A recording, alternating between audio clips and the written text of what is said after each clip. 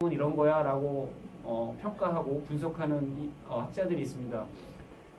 자, 조금 더 깊게 들어가서 미디어 비판 정치경제학 내부에서는 약 1980년대 이후로 두 갈래로 이렇게 또 나뉩니다.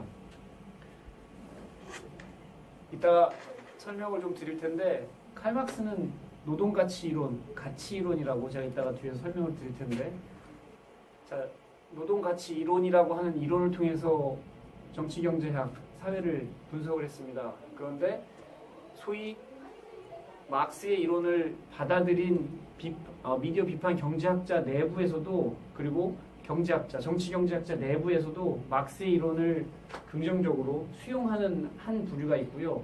노동가치 이론이라는 걸 받아들여서 나는 막스주의자야, 그래서 내가 보는 관점들은 사회는 이렇게 봐야 돼 라고 이야기를 하는데, 두 부류로 나뉩니다. 이 내부에서도. 한 부류는 노동가치 이론을 받아들여서 주장하는 이론이 있고요. 한 부류는 그 노동가치 이론이라는 것을 부정해서, 막스의 이론은 한계가 있었어. 막스는 디지털이라는 환경을 아직 접하지 못했기 때문에 조금 오류가 있어. 그래서 우리는 막스를 뛰어넘어야 돼 라고 하면서 막스의 노동가치 이론을 부정하면서 사회를, 미디어 환경을 분석하는 학자들이 있습니다. 자, 오늘 제가 오늘 저희가 주요하게 디지털 뉴스의 가격을 이야기하는 데 있어서 제가 전달할 내용은 바로 저 밑에 미디어 비판 정치 경제학자들 가운데 막스의 이론을 받아들인 노동가치 이론에 준한 디지털 뉴스의 가격을 이야기할 겁니다. 자, 제가 큰 카테고리를 설명드린 이유는 사람들이 디지털 뉴스는 이런 거야 라고 이야기하는 여러 부류의 사람들이, 어떤 사람들은 주류경제학의 이론을 받아들여서 디지털 뉴스는 이런 거야 라고 이야기하는 사람이 있고요. 또 어떤 사람들은 막스주의자이긴 한데 정치경제학적으로 분석을 하긴 하지만 그 내부에서도 노동가치 이론을 수용해서 자, 미디어 산업 이런 거야 라고 이야기하는 사람이 있고, 또 반대로 노동가치 이론을 부정을 한 사람들 가운데서도 나는 막스의 정치경제학자인데 미디어 산업은 이래라고 이야기하는 요 부류들이 이렇게 나뉘기 때문에 각각 사회를 바라보는 관점들, 사회를 이해하는 그 내용들이 서로 다릅니다. 그래서 요 다양한 부류들, 학파들 가운데 제가 여러분께 오늘 같이 이야기 나누고자 하는 그 학파는 노동가치 이론을 수용한 막스주의자들이 어떻게 디지털 뉴스를 바라보고 있는지, 4차 산업을 어떻게 바라봐야 하는지에 대한 이야기를 제가 오늘 하려고 합니다. 뭐 여기까지 이해하실 수 있죠? 조금 복잡한 내용인데 그냥 다른 학파들 가운데 우리는 하나를 이야기하려고 하는, 이해하시면 될 것 같습니다. 자, 여기 계시는 분들이 뉴스를 생산하고 계시는 분들입니다. 국민TV도 그렇고 뭐 지역 언론에서 활동하시는 분들이, 그리고 생산하는 동시에 우리가 늘 소비하고 있는 독자들입니다. 소비자들입니다. 자, 뉴스가 상품일까요? 혹은 상품이라고 봐야 하는가요? 혹은 상품이 아닐까요? 라는 이야기를 지금 이 두 번째 섹션에서, 두 번째 챕터에서 이야기를 해보려고 하는데요. 어떻게 생각하세요? 뉴스는 상품일까요? 예. 뉴스는 어떤 이유에서 상품이라고 보세요? 뉴스를 전해주고 광고비나 돈을 받으니까. 예, 상거래가 진행되기 때문에 그렇게 보시면, 또 다른 분들. 상품이기도 하지만 정보이기도 하고, 뭐 상품, 뉴스 자체가 상품인가? 아니, 저는 과거에는 이 디지털이 없을 때의 뉴스는 상품이라고 생각을 하는. 근데 디지털화 되면서부터는 상품이라고 생각을 해요. 되면서 상품이다. 자, 그럼 반대로 상품이라고 하는, 자, 상품입니다. 상품인데 상품이 아닌 같은 물인데 우리가 집에서 나오는 수돗물을 마시거나 정수된 물을 그냥 마실 때는 상품이 아니죠. 자, 상품과 상품이 아닌 것, 막스주의자들은 상품이 아닌 것을 재화라고 부릅니다. 자, 우리도 이 용어를 같이 사용을 해볼 텐데요. 상품과 재화를 굳이 나누는데, 상품과 재화를 어떻게, 무슨 기준에 의해서 구분할지 그 기준이 있어야 지금 어르신들이 말씀하신 저는 상품인 것 같아요 혹은 상품이 아닌 것 같아요 라고 말씀하셨는데 각자 생산 과정을 통해서 어떤 기준이 있어야 상품과 재화를 이제 나누게 될 건데 디지털화 되면서 좋은 뉴스에는 많이 달죠. 댓글도 많이 달고 예. 그 검색 수가 많아지면 자연히 광고들은 그쪽으로 몰리게 돼 있죠. 그 뉴스의 값어치가 올라가기 때문에. 중요한 말씀 해주셨는데요. 상품의 가격을 저희가 오늘 얘기하잖아요. 디지털 뉴스라고 하는 하나의 상품에 대한 가격을 이야기할 텐데 그 가치 얘기를 해주셔서 제가 잠깐 가치 이야기를 해보면요. 어떤 물건의 가격은 그 가치에 의해서 결정이 됩니다. 가치가 높고 낮음에 따라서 상품의 가격이 높고 낮음이 결정이 되는데요. 자, 막스주의자들 혹은 막스 경제학을 이해하는 공부하는 사람들이 상품을 막스는 어떻게 상품을 정의를 했냐 하면요. 앞에 보시면 물건을 상품이라고 할 수 있고요. 노동 생산물, 일에서 만들어낸 생산물을 상품이라고 할 수 있고요. 그 생산물에는 사용 가치가 있어야 하고요. 쓸만한 물건이어야 하고요. 그리고 판매되는 것을 상품이라고 이야기를 했고요. 그리고 사회적 노동, 아까 말한 이게 지금 사회적 노동이 상품의 가치다라고 표기를 해놓은 요 마지막 구절이 뭐냐면 아까 막스가 이야기한 노동 가치 이론을 이야기합니다. 자, 노동 가치 이론에 대해서는 제가 조금 이따가 다시 설명을 드릴 텐데요. 자, 우선 여기에서는 상품이 무엇인지에 대한 이야기를 잠깐 살펴보면요. 자, 물건 그리고 사용 가치가 있어야 하고 만든 것을 판매 목적으로 만들었을 때 그걸 상품이라고 이야기했습니다. 자, 그럼 반대로 아까 말씀드린 상품과 상품이 아닌 것을 지금 상품에 대한 얘기를 했는데 그럼 반대로 재화라고 하는 것을 무엇을 재화라고 설명을 했는지 잠깐 보시면요. 자, 1, 2, 3, 4 ABCD로 제가 정리를 해놨습니다. 그냥 쭉 읽어보시면 될 텐데 사람이 일해서 만든 게 아니라 자연적으로 만들어진 것, 공기나 어떤 녹지나 그런 것들. 그래서 자연의 초원 같은 것을 인간이 만든 게 아니기 때문에 재화라고 할 수 있죠. 상품이 아니라고 할 수 있죠. 그리고 스스로 내가 필요해서 만든 것은 팔기 위한 목적이 아니었기 때문에 그냥 재화라고 볼 수 있습니다. 자, 그리고 3번은 조금 어려운 이야기인데요. 넘어가고 4번으로 먼저 보면요. 아무도 사용 가치가 없는 것, 누구에게도 필요 없는 것들은 그냥 상품이 아니라 재화라고 볼 수 있습니다. 자, 써놨기 때문에 3번에 대해서 설명을 잠깐 드리고 넘어갈게요. 어떤 사람이 뒤에 보시면 공납이나 11조를 예를 들었는데 내가 일을 해서 예전 봉건제 시대를 잠깐 떠올려 보면 노예, 하인들은 일을 해서 열심히 일을 해서 무언가 만들었습니다. 그래서 그 만든 생산물을 지주에게 줬습니다. 영주에게 바쳤습니다. 근데 영주 입장에서 생산물을 받았는데 그걸 자기가 그냥 사용하면 그거는 상품이 아니었습니다.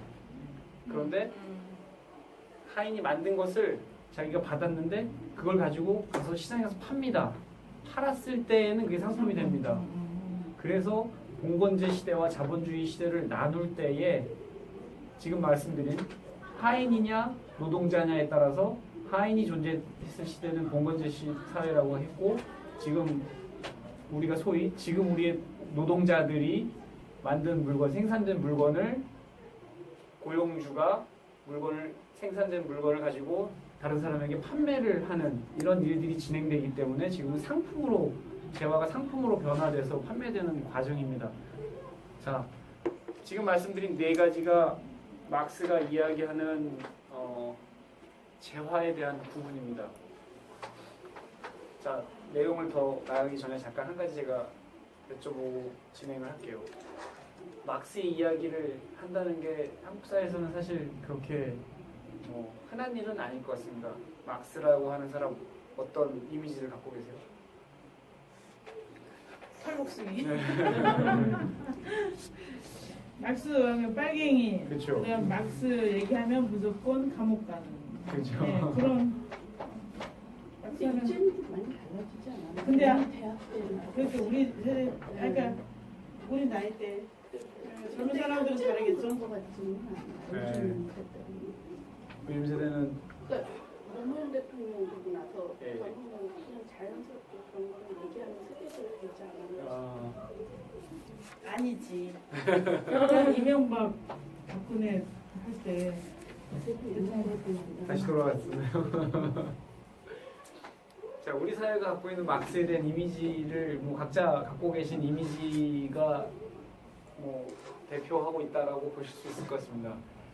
제가 오늘 이야기 드리는 막스주의적인 관점에서의 경제학 이야기는요, 사회주의를 하자라고 말씀드리려고 막스의 이론을 말씀드리는 게 아니라 일어나는 현상을 좀 더 과학적으로 이해하기 위한 이론이 막스의 이론을 준해서 우리가 생각해 보면 아까 처음에 주류 경제학과 다른 경제학자들 이야기를 드렸는데 다른 부류의 학파들이 지금 사회적인 현상을 이해하는 것과 막스주의가 이야기하는 사회 분석이 어떤 게 오류가 더 있는지, 그러니까 어떤 이론이 더 과학적인 분석에 근접한 것인지를 생각하기 위해서 막스 이론을 이야기를 하고 있습니다.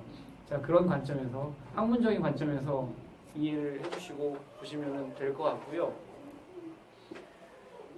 자, 지금 제가 다시 이제 내용으로 들어가서 좀 더 설명을 해보면요. 자, 이런 관점에서 상품과 재화를 구분을 해봤습니다. 저희가 이 상품과 재화를 구분하기 전에 저희가 이야기 나눴던 것과 조금 다른 목적으로 지금은 이런 기준에 의해서 상품과 재화를 나눕니다를 이야기를 해봤습니다. 자, 디지털 뉴스 상품일까요? 재화일까요? 여기에 기준에 맞춰서 한번 생각해 보세요. 노동에 의해서 매개돼서 만들어졌죠. 예. 그다음 내 욕망이 아니라 알리기 위해서 타사에게 했기 때문에 노동 생산물이고, 예. 그러니까 A, B에 해당 안 되고 C에도 해당이 안 되죠. 사용 가치로 쓰는 사람에게, 독자에게 교환을 통해 이전되잖아요. 예. 구독료를 받으니까.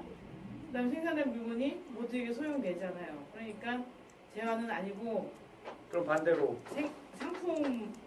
상품이라고 하는 정의 속에서 네. 해당이 안 되는, 그럼 제가 이렇게 해보겠습니다. 상품 C가 헷갈리네. 어떻게 하면 더 쉽게 구분할 수 있을까요? 상품이죠, 재화.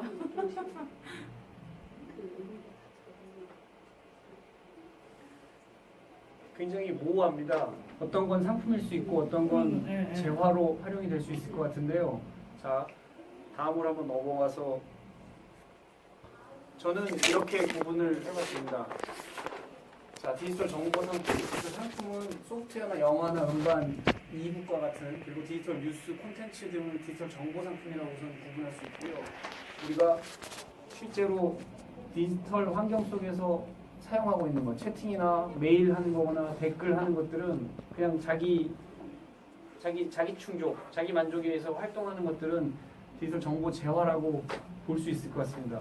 자, 1차적인 부분에서 이렇게 구분을 하고 뒤에서 제가 사회적 노동, 아까 처음에 말씀드린 막스의 노동 가치 이론이라고 준해서 상품이라고 봅니다라고 이야기를 했는데, 그 노동 가치 이론을 다음에 설명을 드리면서 상품을 어떻게 구분할 것인지, 재화로 볼 것인지 상품으로 볼 것인지를 노동 가치 이론을 통해서 한번 살펴보도록 하겠습니다. 자, 지금 1차적인, 제가 다시 말씀을 정리하면 1차적인 그 접근 방법에서 디지털 정보 상품과 디지털 재화를 앞에 보시는 것 같이 나눴는데요. 자, 디지털 정보 상품 혹은 디지털 재화의 특성을 한번 살펴볼 수 있을 것 같습니다. 기존의 이런 물건 말고 이런 상품 말고 디지털 환경 속에서 만들어진 상품의 특성 뭐가 있을까요? 자, 디지털 정보 상품은요, 한번 만들어 놓으면 그냥 쉽게 카피할 수 있습니다. 네, 복사. 이거 지금 카피 쉽게 할 수 있나요? 없죠. 못하죠. 그런데 아까 위에 보신 디지털 정보 상품, 소프트웨어, 영화, 음반, 이북, 디지털 뉴스 콘텐츠 등과 같은, 그리고 심지어 재화 마찬가지로 재화 역시도 누가 채팅한 거 복사해서 다른 사람은 공개해버리면 맞아요. 그런 거 있잖아요. 왜? 채팅 많이 하면 돈 버는 사이트 있잖아요. 페이스북 사람들이, 그리고 다음 카카오 같은 카카오톡, 사람들이 카카오톡 많이 사용하면 다음 카카오 회사는 돈을 법니다. 사람들이 막 이런 활동을 하면 할수록 메일링, 네이버 다음에서 메일 서버 제공해주고 사람들이 자기 사이트에 들어와서 많이 활용을 하면 돈을 법니다. 댓글도 마찬가지로. 자, 그런데 여기서 살펴본 것은 디지털 정보 상품의 특성을 잠깐 한번 살펴보면 이와 같은 상품들은 쉽게 마우스 클릭 몇 번 하면 카피가 된다라는 특성이 있습니다. 자, 이 단계에서 자, 상품과 재화를 잠깐 구분을 하면서 디지털 환경 속에서 디지털 정보 상품이 무엇이고 디지털 정보 재화가 무엇인지 이야기를 나눠봤는데요.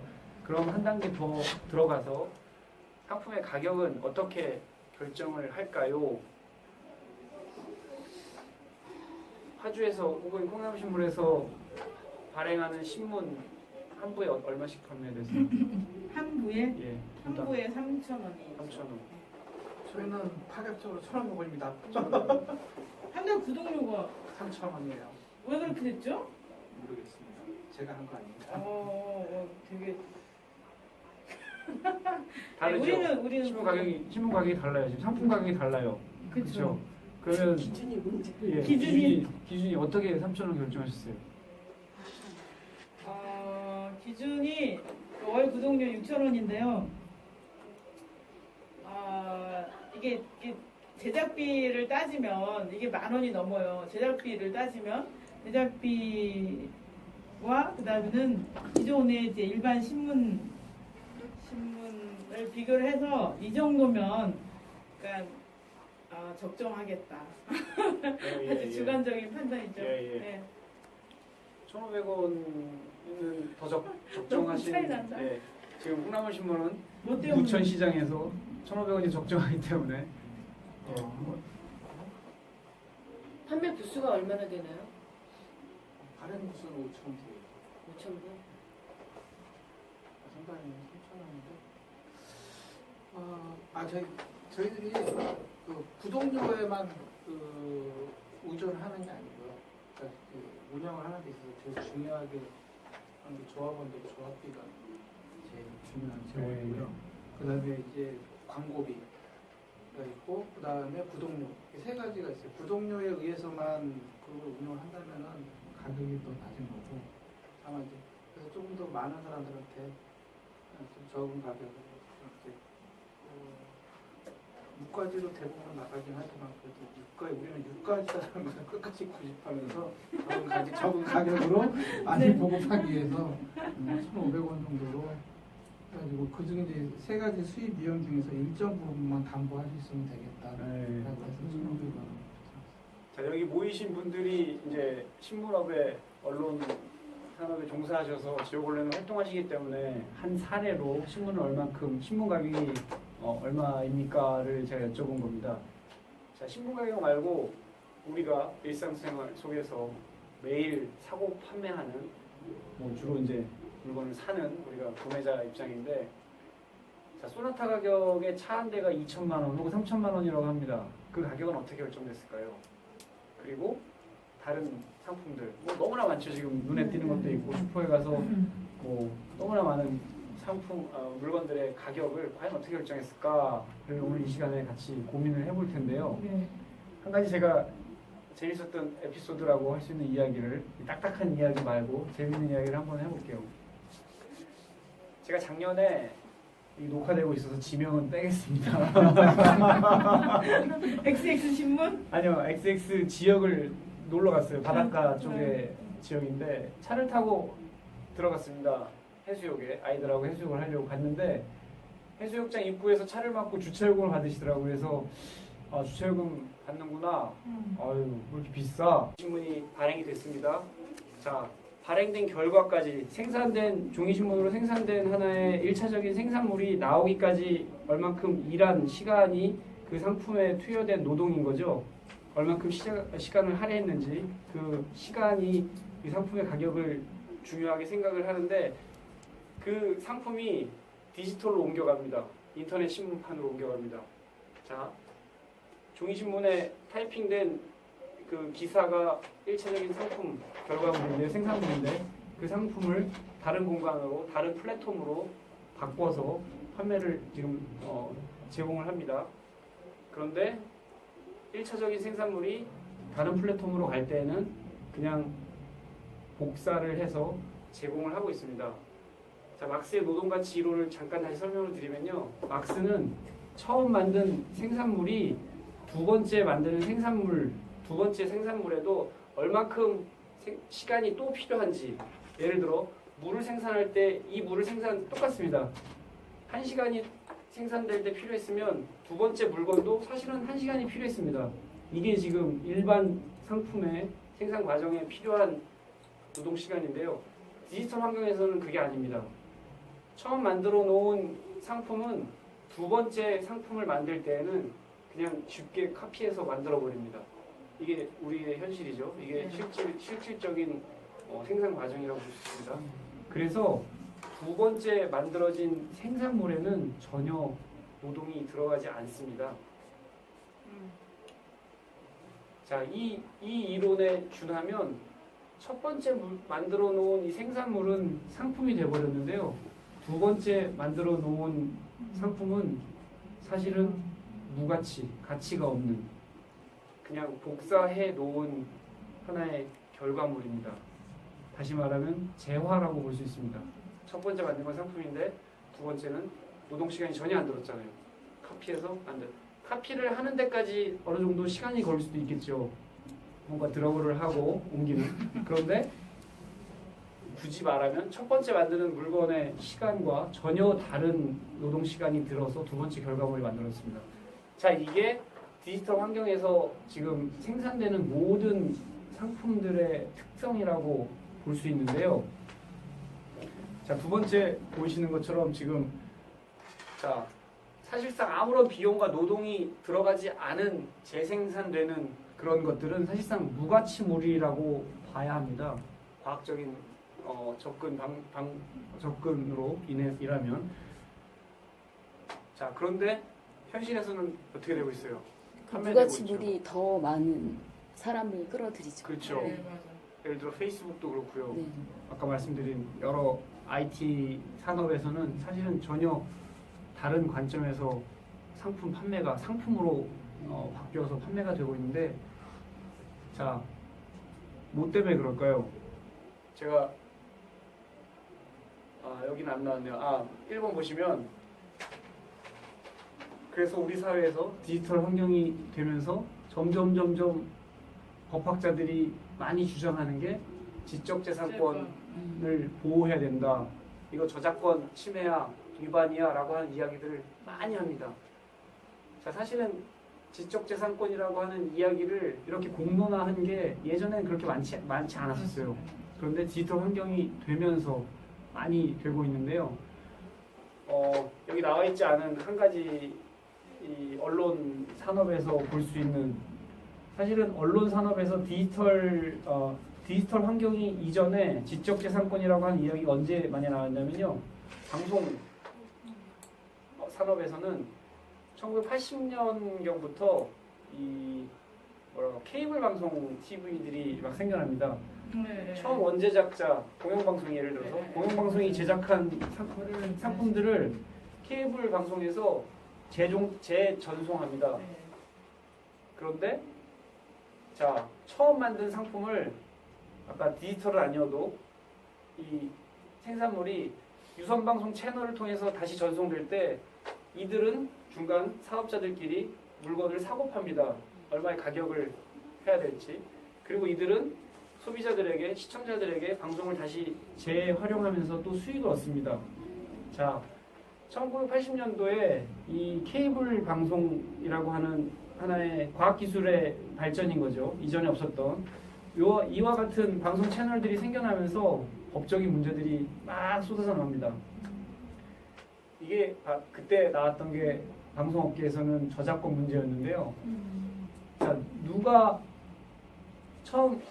누가라기보다 처음 원제작자가 얼마의 가격을 받아야 할지에 대한 논의가 사실은 1980년경에 이 방송업계에서는 굉장히 많이 논의가 됐었습니다. 그래서 공방이 굉장히 많았었는데요. 자, 이와 같은 공방이 지금 한 30년, 40년 지난 오늘날 디지털 환경이 되다 보니까 방송업계를 넘어서 모든 전체 산업에서 음반 산업 보시면요. 음원 처음 하나 생산해 놓으면 대박이 난 음원들은 수입이 무한대입니다. 자, 주류경제학자들이 시장에 수요와 공급에 의해서 가격이 결정된다고 이야기했죠. 디지털 환경에서 음원 어떠세요? 공급 하나 수요 해놓고. 엄청났습니다. 네. 가격이 결정되나요? 아니죠. 아니죠. 네. 처음 음반 업체가 자, 이번 음원은 얼마에 올릴 거야. 제가 한국에서 음원을 다운받아 보질 않아서 얼마에 판매되는지 모르겠는데 한 곡을 다운받을 때 예를 들어 1,000원이야 라고 설정을 해놓으면 그 1,000원은 올바르게 설정된 가격인가요? 아니죠. 거기서 정확한 거 아니죠. 예. 대박 나면 무한한 무한. 수익을 올릴 수 있는 구조가 돼버렸는데 이게 아까 말씀드린 디지털 특성 때문에 카피를 쉽게 해버릴 수 있는 특성 때문에 수입을 무한대로 낼 수 있어요.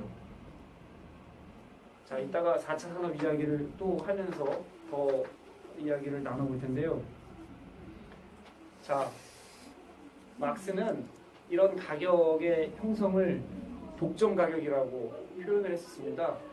200년 전에 막스가 살아있을 때 막스가 자본론에 이런 이야기를 썼어요. 자, 같이 한번 보시면요. 막스가 이야기한 독점 가격은 뭐냐면요. 일반적으로 생산물의 가격이 생산 가격이나 가치에 의해서 결정되는 것이 아니라 구매자의 욕망이나 지불 능력에 의해서 결정되는 가격이 독점 가격이라는 이름을 불렀습니다. 자, 음원 하나에 1,000원이라고 하면 구매할 사람이 1,000원 갖고 있으면 되고 그걸 내가 살 거야, 나는 들을 거야 라고 하면 그 사람은 1,000원 내고 듣는 구조. 그래서 형성된 가격이 독점 가격인데 주류경제학자들은 독점 가격을 어떻게 이야기하냐면 한 산업 내에서 예를 들어 음반 시장에서 어떤 소니라고 하는 음반 업계가 그 산업을 독점해버리면 얘가 다른 산업들이 다른 음원 생산하는 생산자들이었기 때문에 부르는 게 값이 되어버리는 걸 독점 가격이라고 주류 경제학자들은 이야기합니다. 그래서 이런 독점을 막아야 돼라고 시장에서 유일한 하나의 독점 업체만 막으면 그 산업은 올바르게 시장 활동을 할 수 있어라고 주장하는 게 독점 가격의 이론이고 주류경제학자들이 보는 독점 가격의 이론이고 그리고 거기에 준해서 독점 방지법이라든가 예를 들어 시장의 원리를 거기에 준해서 법안들이 마련이 됩니다. 자, 막스가 이야기한 독점 가격과 전혀 다른 거죠.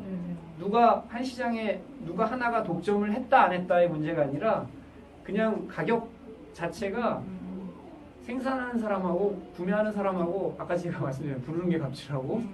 자, 내가 불렀을 때 저 사람이 나 살게 라고 동의를 해버리면 그건 판매가 진행되는 그건 이미 거래가 진행되는 그런 구조입니다. 자, 이게 바로 막스가 이야기한 독점 가격인데요.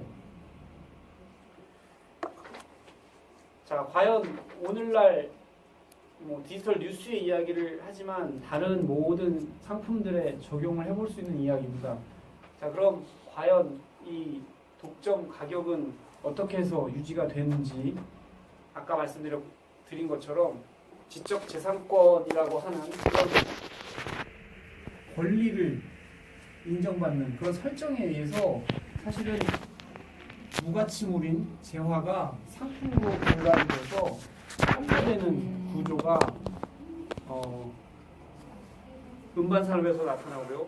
소프트 산업에서도 이미 나타났습니다.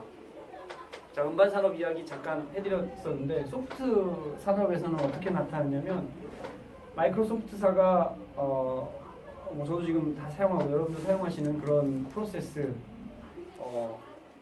자, 윈도우를 만들었습니다.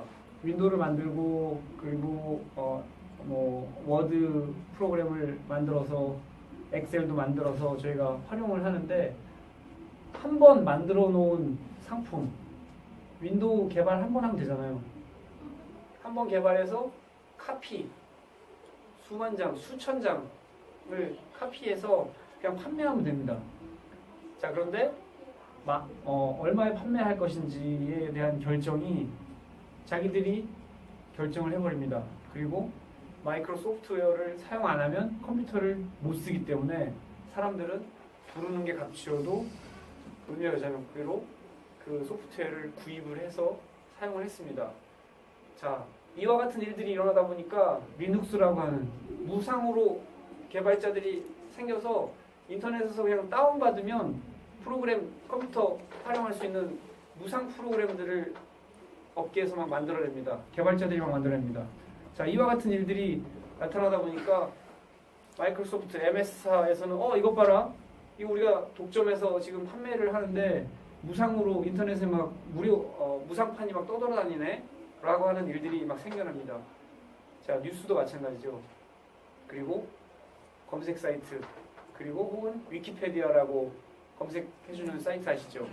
자, 이와 같은 일들이 가만히 보면 누군가가, 업체가 자기의 노동을, 자기의 산업체를, 기업을, 회사를 꾸려서 거기에 올인해서 어떤 정보를 만들어 놓은 곳이 아니라 그냥 일반인들이 막 달라붙어서 나는 여기에 대해서 이렇게 생각해 라고 해서 데이터가 막 수집된 게 위키페디아입니다. 사람들이 잘못된 정보는 계속 수정할 수 있고 바꿀 수 있는 과정 속에서 결과물들이 계속 생산되는 게 디지털 환경에서 나타납니다. 자, 위키페디아는 무료로 제공되죠. 이외에도 아까 말씀드린 것처럼 소프트 산업에서 무료로 제공되는 그런 해적판이라고 소위 부르죠. 상대방에서는 누구냐면 소프트웨어 MS사에서 자기들은 정품을 파는데 막 지금 해적판이 떠돌아다닌다. 사실 해적판이라고 하는 이미지 자체가 해적, 나쁜 놈들이잖아요. 도둑놈이죠. 그런데 알고 보면 사용자 측에서는 좋은 놈이죠. 고마운 놈이죠. 얼마나 자기가 만들어 놓은 자기의 노력에, 자기의 노동의 시간을 무상으로 제공하는 사람들이 얼마나 고마운 사람들이에요. 그런데 해적판이라고 하는 이름을 딱 붙여버립니다.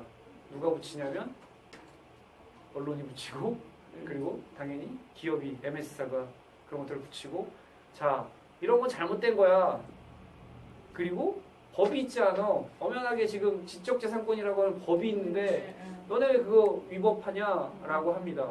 그러다 보니까 자, 어떻습니까? 사실 디지털 환경이라고 하는 것은 환경의 특성을 가만히 놓고 생각을 하면 무료로, 무제한으로 카피할 수 있는 게 디지털 환경인데, 누군가가 독점하려고, 자기가 선점하려고 해. 선점한 시장을 놓지 않기 위해서 법을 만들고 법을 강화하고, 이건 이렇게 해서 제재를 해야 돼, 해적이야 라고 하는 이름을 딱 붙여버려서 판매를 못하게 합니다.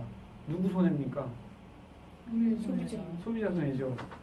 얼마나 우수한 인력들이 자기의 시간을 할애해서 좋은 정보들을, 고급 정보들을 막 올려놓습니까? 그런데 그거는 상품이 아니죠. 아까 말씀드린 것처럼 판매의 목적으로 만들어 놓은 것이 아니기 때문에 상품이 아닌 재화가 인터넷상에는 무궁무진합니다. 그 재화를 사람들은 상품으로만 팔아야 돼 라고 고집을 합니다. 자, 갑자기 지금 긴장되고 있어. 자, 지금까지 제가 약간 경제학적인 측면에서, 그리고 저희가 미디어 업계에 종사하고 저 역시도 미디어를 공부하는 사람으로서 미디어 산업에서 나타나는 이야기들, 그래서 디지털 뉴스의 가격을 이야기하면서 지금 디지털 환경을 이야기를 했습니다. 자, 저희가 생각해 볼 문제인 것 같습니다. 보시면 그럼 과연 4차 산업이란 무엇일까를 다시 한번 지금 저희가 좀 전에 나눈 이야기를 토대로, 주류경제학자들의 이야기 속에서 수요와 공급이 가격을 결정해라는 이야기 속에서가 아니라 제가 말씀드린 막스가 독점 가격, 구매자와 판매자의 관계가 설정이 되고 이해관계가 맞으면 얼마든지 사고 팔 수 있어. 소위 제가 아까 초기에 부르는 게 값인데도 불구하고 판매가 가능한 그런 구조 속에서 우리는 4차 산업을 어떻게 봐야 할까요?를 첫 번째 질문으로 던졌습니다. 자, 인공지능이 저널리즘을 대신하고 있습니다. 미국의 언론사들은 저희가 언론에 종사하시니까 언론 산업으로 또 언론 이야기로 잠깐 더 해보면요. 자, 이미 한국에도 그런 인공지능 저널리즘을 도입하는 신문사들이 점점 늘어나고 있습니다. 이게 추세이기 때문에. 자, 인터넷에 떠다니는 온라인에 떠다니는 무궁무진한 데이터들을 컴퓨터가 수집하면 얼마든지 글로 만들어낼 수 있는 게 인공지능 저널리즘입니다. 야구 중계라든가 증권가 소식이라든가 날씨 정보라든가 기본적인 데이터만 있으면 오늘은 이런 게 이렇게 될 거야 라고 하는 저널리즘이 이미 되고 있습니다. 자, 4차 산업 속에서 인공지능이 일어난다라고 인공지능 저널리즘이 진행되고 있다라고 보실 수 있습니다. 자, 사람이 할 일이 점점 줄어들죠. 그건 뭐 언론업을 떠나서 신문업을 떠나서 당연히 나타나고 있는 문제들입니다. 자, 사람이 하는 일이 줄어든다고 하는 이야기는 우리가 아까 우리의 관점에서 봤을 때 사실은 상품이 줄어드는 재화가 증가하는 사회가 되어버립니다. 얼마나 좋아요. 인간이 하는 일이 줄어드는데 인간이 하는 일이 줄어드는데 상품이 많아진다고 하는 얘기는 실업률만 증가하는데 사람이 실업률은 증가하는데 시장이 상품은 점점 많아지는 사회가 되어버립니다. 자, 그런데 반대로 아까 해적이라고 하는 이름이 사라지고 지적재산권이라고 하는 것들 규제가 없어진다면 반대로 쉽게 생각을 해보면 인공지능이 생산하는 재화가 많아지고요. 사람이 노동해야 될 분야가 적어집니다. 자, 이상적인 사회 아닌가요? 무료로 쓸 수 있는 게 증가한다는 이야기는 반대로 사람이 일이 줄어드는 것만 생각할 게 아니라 무료로 쓸 수 있는 재화가 증가하는 시대가 사실은 4차 산업이라고 볼 수 있습니다. 그런데 일반적으로 어떻게 얘기합니까? 주류경제학자들은 그렇게 얘기 안 하죠. 재화가 많아진다는 얘기 아무도 안 하죠. 상품이 많아지는 건 당연히 알고 있는데 그걸 굳이 이게 상품인지 재화인지 생각하는 사람들은 잘 없습니다. 드뭅니다. 새로운 상품을 더 만들어야 할 것처럼. 그렇죠. 사실은 4차 산업. 예, 4차 산업 이외에 우리가 막스 경제학자들이 이야기하는 관점에서는 서비스업, 유통업, 뭐 이와 같은 업종에 종사하는 일들은 어떤 생산물을 만드는 생산적인 노동을 하는 노동이 아니다라는 이야기를 합니다. 그러니까 생산물을 판매하기까지 유통 과정에서 서비스업이 있어야 이게 판매가 되잖아요. 그래서 부차적으로 지금 전체 사회가 우리 서비스업에 종사하는 사람이 얼마나 많습니까? 커피숍에서 일하고 식당에서 일하시는 분들 노동자입니다. 그런데 농민이 피땀 흘려서 생산하는 생산물과 서비스업에서 종사하시는 분들은 그냥 고용된 노동일 뿐이지 가치를 아까 어떤 물건을 생산하는데 가치를 생산하는 상품을 생산하는 노동은 아닙니다. 자, 점점 사회가 생산을 하는 노동이 아닌 비생산적인 노동에만 사람들이 노동을 하는 사회가 되는데요. 4차 산업 역시 더 가속화되는 비생산적인 상품들, 사실은 재화들을 우리가 생산해내는 사회가 지금 4차 산업 속에서 진행이 되고 있다고 볼 수 있습니다. 자, 두 번째, 다시 말해서 디지털 뉴스는 상품인가 아니면 무상으로 전달해야 되는 정보 재화인가 라고 하는 고민을 해보게 됩니다. 자, 뭐 이런 논리로 지금 무상으로 하세요를 이 자리에서 이야기하려고 꺼내는 게 아니라요. 자, 진행되는 4차 산업 속에서 그리고 우리가 종사하는 이 신문업계, 언론업계에서 4차 산업 내에서 우리가 생산하고 있는 생산물을 어떻게 유통시킬 것인지, 자, 무엇이 과학적으로 이 사회적인 현상을 바라볼 수 있을 것인지를 이야기해보고자 이 이야기를 꺼냈습니다. 이 지금 질문을 던져보는데요. 자, 사실은 뉴욕타임즈가 종이신문 없애고 온라인판으로만 올인하겠다고 합니다. 언제부터? 연도까지는 뉴욕타임즈가요? 예, 지회는 없애고 예, 종이 신문 더 이상 만들지 않고 온라인으로 올인한다고 합니다. 자, 왜 이런 일들이 뉴욕타임즈는 이야기할까요? 시장을 독점하고 있기 때문입니다. 아까 이야기 막스의 이야기처럼 자기들은 이미 판매자들이 확보됐습니다. 그래서 자기가 부르는 가격을 구입해줄 소비자들이 이미 시장에 넘쳐나기 때문에 이제 더 이상 복잡한 종이신문, 더 생산비가 들어가는 여러 절차 과정들을 안 해도 디지털 카피해서 쉽게 한 번 기자가 써서 올려놓은 것들을 여기도 팔아먹고 저기도 팔아먹고 여기도 팔아먹고 합니다. 자, 뉴욕타임즈 어떻게 봐요? 신문 어떻게 저희가 신문 어떻게 구독을 하냐면, 자, 본 사이트 들어가서 볼 수 있죠. 그리고 구글이나 네이버나 다음과 같은 검색 사이트를 통해서 또 뉴스를 볼 수 있죠. 그러면 처음 생산자는 구글이나 네이버 다음과 같은 포털 사이트에게 뉴스를 제공하기 때문에 이 제공받은 회사에서 돈을 받습니다. 얼만큼 몇 명이 구독을 했는지에 따라서, 그리고 뉴욕타임즈라고 하는 쉽게 조선일보라고 저희가 이야기를 해보면 조선일보가 얼만큼 사람들이 많이 보는지, 프레시안이나 다른 신문보다 더 많이 보겠죠. 그러면 네이버는 조선일보에게 예를 들어서 10억을 연 10억을 제공합니다. 자, 사실은 따지고 보면 10억은 어떻게 나온 돈이야? 10억은 어떻게 왜 주는 건데?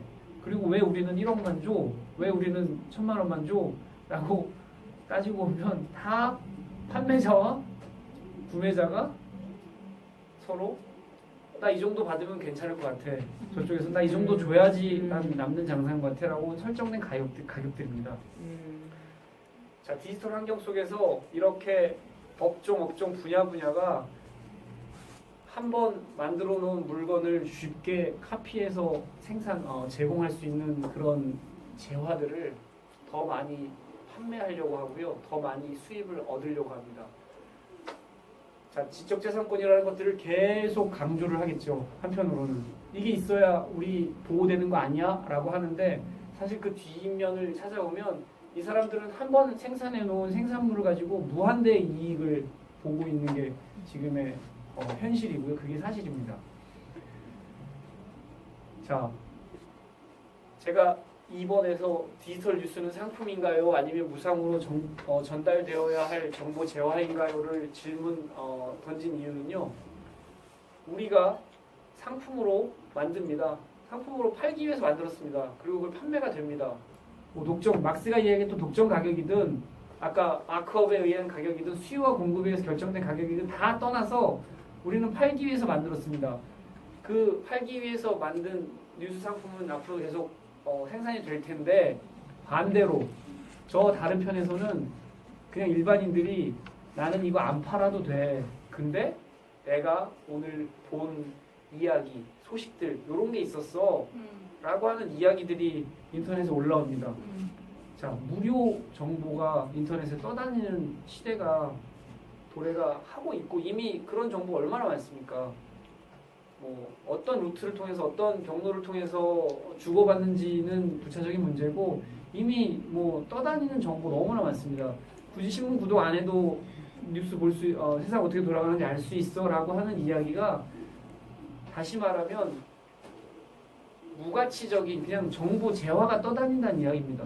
그래서 상품, 돈 주고 안 사봐도 그냥 정보 재화들만 내가 접해도 살아갈 수 있어 라고 하는 사회가 지금의 사회인 거고, 이게 지금 4차 산업 속에서 진행이 되는 사실들입니다. 그래서 이번에 말씀드렸는데요.